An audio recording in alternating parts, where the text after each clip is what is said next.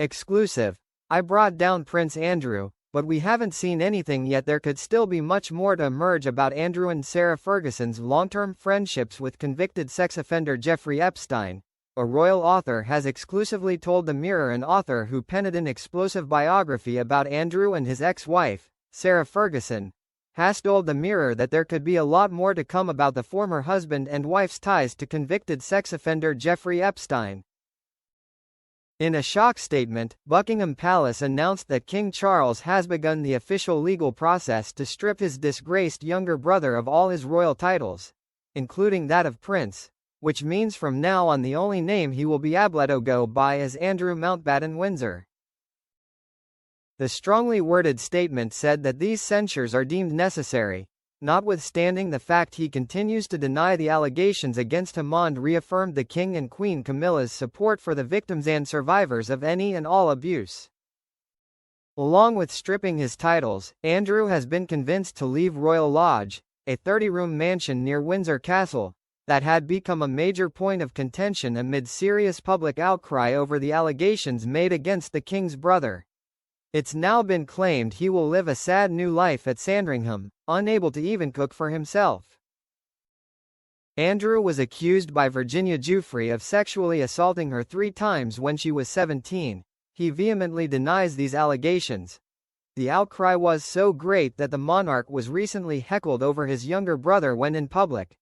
But Andrew had to agree to leave his long-term home of his own accord due to his iron-cast lease on the property.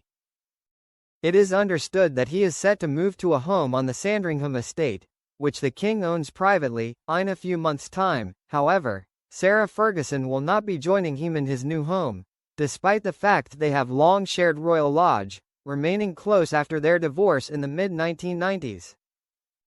However, Andrew's biographer has issued a warning that the former prince and his ex-wife are by no means out of the woods just yet.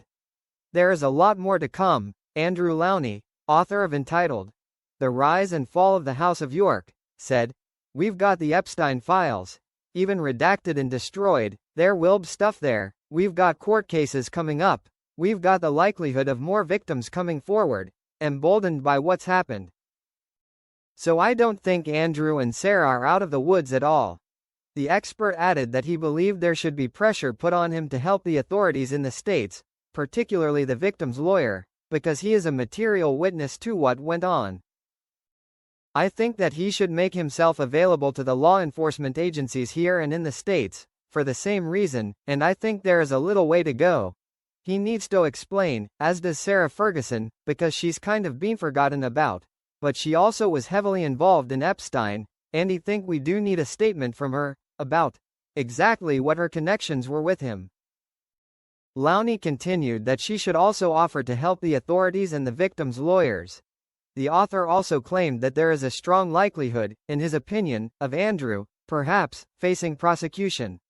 "There is a strong likelihood, if the authorities investigate properly. They fudged it in the past, but there are good grounds for an investigation and possibly for charges to be brought." Lowney said the King had finally taken long overdue, decisive action against his brother, and that the monarch had been ruthless in lancing the boil of Andrew's controversy from the royal family. "I think they've taken decisive action at last. I mean, this should have been the statement we had 2 weeks ago," Lowney said. "It's a situation they should have dealt with years ago, but it's welcome that it's at least happening now. I think they are distancing themselves from Andrew quite rightly. They don't want further reputational damage to the monarchy from being linked to him. I don't think it's quite the end of the story, but I think it's what needed to be done. Particularly, the comments about the victims. I welcome it. I think it shows the King has acted ruthlessly. There was a lot of criticism for appearing to be weak.